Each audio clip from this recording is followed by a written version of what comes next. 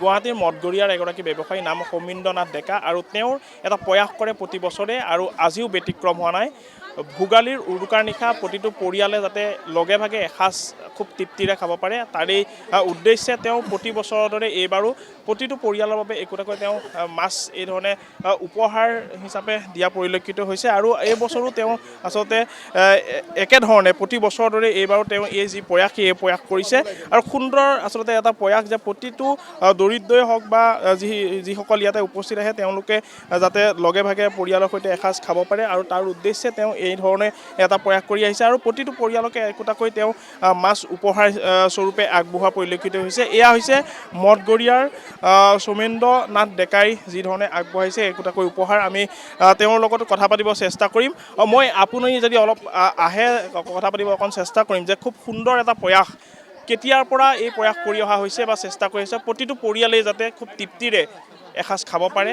এই এটা আপোনাৰ আচলতে চেষ্টা। মই মানে আজি 20 বছৰ ধৰি এই মাছটো দি আছোঁ 20 বছৰ ধৰি। মোৰ প্ৰতিভা মানে কি মই এইখিনি অঞ্চলৰ যিখিনি আৰ্থিকভাৱে টনকিয়াল নহয় তেওঁলোকক আজি যিহেতু এজন মই অসমীয়া মানুহ অসমীয়া সন্তান হিচাপত এই ভোগালী বিহুৰ দিনাখন এই মাছটো দি যদি মানুহৰ ঘৰত এসাঁজ খুৱাই দিব পাৰোঁ এইটো মোৰ আত্মসন্তুষ্টি আৰু এইটো মোৰ এটা উদ্দেশ্য হিচাপে লগত ৰাখি এটা কৰ্তব্য হিচাপে অসমীয়া এজন মানুহ হিচাপত সেইটো কাম কৰি আছোঁ আৰু বিজনেছ এইটোৱে মোৰ উদ্দেশ্য আৰু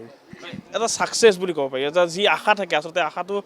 আপোনাৰ যেন আজি খুব আচলতে সম্পূৰ্ণ বা এনেকুৱা ধৰণৰ প্ৰতি বছৰে যাতে দি আহিব পাৰে হয়তো নেক্সট বছৰ কি ধৰণৰ আপোনাৰ পৰিকল্পনা হয়তো আপুনি আশা বান্ধিছে যে নেক্সট বছৰো দিম আৰু এনেধৰণে হয়তো বছৰৰ পিছত বছৰ ধৰি আপুনি যি প্ৰয়াস সেয়া কৰি যাব। গতিকে কেনেকুৱা লাগে মনত যেতিয়া এটা পৰিয়ালক এসাঁজ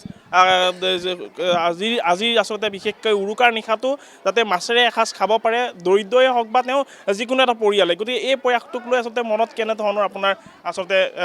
কেনেকুৱা লাগে? আজি 20 বছৰ ধৰি আৰম্ভণিতে যিটো উদ্দেশ্য আছিল আজিও মই সেই উদ্দেশ্যতে মই ঠিকে আছোঁ আৰু ভৱিষ্যতেও মই এই উদ্দেশ্য লগত ৰাখি মই যিমান বছৰ মই পাৰোঁ মই ইমান বছৰ মই দিম। মই আশা ৰাখিছোঁ মোক ভগৱানে এনেকৈ সুবিধা অকণ দিয়ে ভগৱানে যে সেইটো আশীৰ্বাদ দিছে মই সকলোক এয়ে নহয় মই সাধাৰণ সমাজকৰ্মী হিচাপত এই কাম কৰি থাকিব পাৰোঁ। এইটো মোৰ এটা বাল্যকালৰ পৰা এটা মোৰ এটা এই আছিল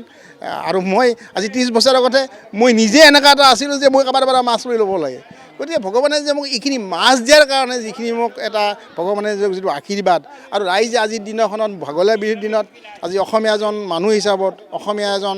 ব্যক্তি হিচাপত ভোগালী বিহুৰ দিনাখন যে মাছ এটা দি কিনে মই মানুহখিনিক দি কিনে যে মই এটা শান্তি পাওঁ তেওঁলোকে ধুনীয়াকৈ খাই ধুনীয়াকৈ আহি আমাৰ ঘৰত আলহীৰ নিচিনা আহি কোনো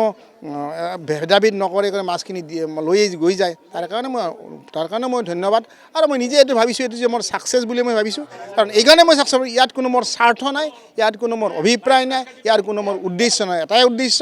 মই এজন সমাজকৰ্মী হিচাপত অসমীয়া মানুহ হিচাপত ভোগালী বিহু হিচাপত মই এজন মাছত এটা উপহাৰ বিনামূলীয়া উপহাৰ দিয়াটো তাতকৈ মোৰ তৃপ্তি একো থাকিব নোৱাৰে আৰু মই এইটো যিমান বছৰ থাকোঁ মই সিমান বছৰ কাম কৰি ক'ৰ আচলতে যিসকল আহিছে তেওঁলোক আচলতে স্থানীয় নে ইয়াতে মইতো বহুত মানুহক চিনি নাপাওঁ। প্ৰথম কথা স্থানীয়তো বহুত মানুহ স্থানীয় হয়। স্থানীয় মানে মই কি বুজাইছে মই নাজানো। স্থানীয় মানে আমাৰ এইখিনি অঞ্চলত নাৰেংগী হওক নুনমাটি হওক বামুণী বিধান হওক গীতানগৰ হওক মঠঘৰীয়া মইতো মঠঘৰীয়াত থাকোঁ মঠঘৰীয়াই। গতিকে কোনো এটা কথা নাই বা মই সেনেকুৱাও নাভাবোঁ যে কোনে আহিছে কোনে অহা নাই কিন্তু মইতো ভাবোঁ এতিয়া মই দেখোঁ কেইটামান কিছুমানক চিনি পাওঁ নাৰেংগীৰো আছে মঠঘৰীয়া আছে গতিকে এই বৃহত্তৰ অঞ্চলৰ মানুহখিনি আহে আৰু যিমানে আহে মই সিমানকে মাছ দিছোঁ আৰু কোনো আজিলৈ মই ঘূৰাই পঠা নাই। কি ক'ব আপোনালোকৰ ওচৰলৈ আহিছোঁ খুব সুন্দৰ এটা প্ৰয়াস প্ৰতিটো পৰিয়ালে যাতে এসাঁজ খাব পাৰে তৃপ্তিৰে তাৰ এটা চেষ্টা কৰা গৈছে কি ক'ব?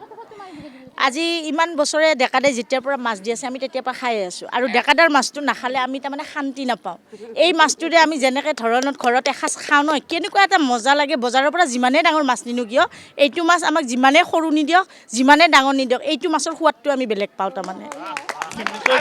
দেখা পোৱা গৈছে যে খুব আচলতে দীঘলীয়া শাৰী স্থানীয় বা গুৱাহাটী বিভিন্ন অঞ্চলৰ পৰা এই ধৰণে তেওঁলোক আহিছে যাতে এই সৌমিন্দ্ৰনাথ ডেকাই যিধৰণে আচলতে এটা প্ৰয়াস কৰে সেই প্ৰয়াস তেওঁলোকে প্ৰতিগৰাকী আহিছে তেওঁলোকে একোটাকৈ মাছ উপহাৰ হিচাপে লাভ কৰিব আৰু এই মাছেৰে উৰুকাৰ যি নিশা এসাঁজ সেই নিশাৰ এসাঁজ তেওঁলোকে এই ধৰণে খাব। গতিকে খুব সুন্দৰ এটা প্ৰয়াস আৰু এই প্ৰয়াসে আচলতে প্ৰতিগৰাকী বা দুখীয়া দৰিদ্ৰ বা যিসকল ইয়াতে উপস্থিত হৈছে প্ৰতিগৰাকী আচলতে প্ৰতিগৰাকী ব্যক্তি বা প্ৰতিটো পৰিয়ালক আচলতে তেওঁ এক প্ৰকাৰ এটা সহায় আগবঢ়াইছে যাতে প্ৰতিটো পৰিয়ালে উৰুকাৰ নিশাটো খুব তৃপ্তিৰে একেলগে পৰিয়ালটোৰ প্ৰতিগৰাকী সদস্যই একেলগে যাতে খুব তৃপ্তিৰে খাব পাৰে এয়া হৈছে এটা প্ৰয়াস আৰু এয়া হৈছে এটা চেষ্টা গতিকে এনেধৰণৰ প্ৰচেষ্টাৰ পাছতে দেখা পোৱা গৈছে যে যথেষ্ট সংখ্যক লোক ইয়াতে শাৰী পাতিছে দীঘলীয়া শাৰী আৰু এই দীঘলীয়া শাৰীৰ মাজতে তেওঁ যি মাছ বিতৰণ কৰিছে বা তেওঁ যি মাছ উপহাৰ দিছে সেই মাছ তেওঁলোকে প্ৰতিগৰাকী বা যিজন আহিছে তেওঁলোকে গ্ৰহণ কৰিছে